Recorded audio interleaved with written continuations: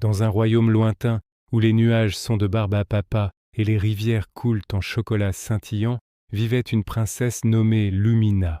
Ce n'était pas une princesse ordinaire. Ses cheveux d'or brillaient même dans la nuit la plus sombre, et son rire pouvait faire éclore les bourgeons les plus timides. Mais Lumina avait un secret. Elle était la gardienne d'un monde encore plus magique, un monde qui n'existait que dans ses rêves. Chaque nuit, dès qu'elle fermait les yeux, Lumina ne s'endormait pas vraiment. Elle voyageait. Son esprit s'envolait vers la forêt des murmures scintillants, un lieu où les arbres avaient des feuilles de cristal et chantaient des mélodies anciennes au gré du vent. Les animaux y étaient tout aussi extraordinaires. Des renards à queue de comète jouaient à cache-cache, avec des lapins aux oreilles de velours étoilé. Dans ce monde, Lumina n'était pas seulement une princesse, elle était une exploratrice, une amie pour toutes les créatures fantastiques. Elle chevauchait des griffons majestueux au-dessus des montagnes flottantes, dont les sommets touchaient des ciels aux couleurs d'aurore boréale perpétuelle. Elle naviguait sur le lac des reflets d'argent, avec des sirènes dont les chants calmaient les eaux et faisaient danser les nénuphars lumineux.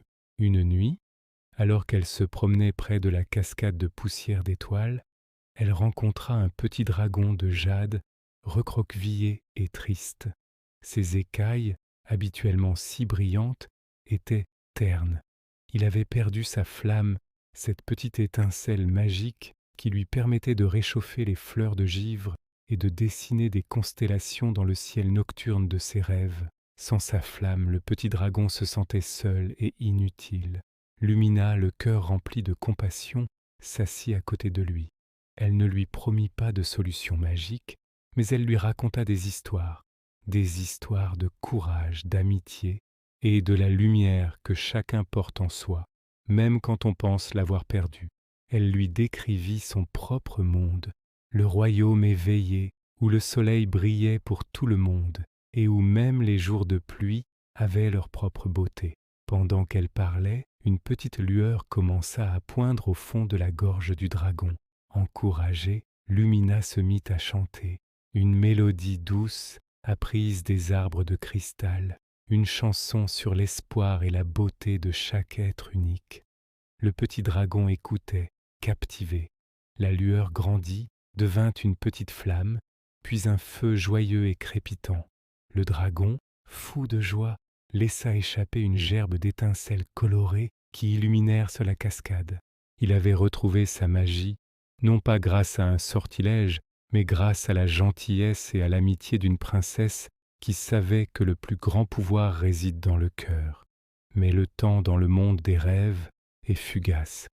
Les premiers rayons de l'aube du monde réel commencèrent à percer à travers le voile du sommeil. Lumina savait qu'elle devait partir. Le petit dragon la regarda avec des yeux reconnaissants. « N'oublie pas, lui dit-elle doucement, ta lumière est toujours là.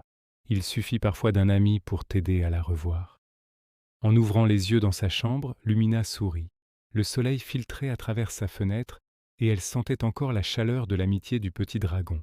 Elle comprit que la magie n'était pas seulement dans ses rêves, elle était dans chaque acte de gentillesse, dans chaque mot de réconfort, dans chaque connexion partagée.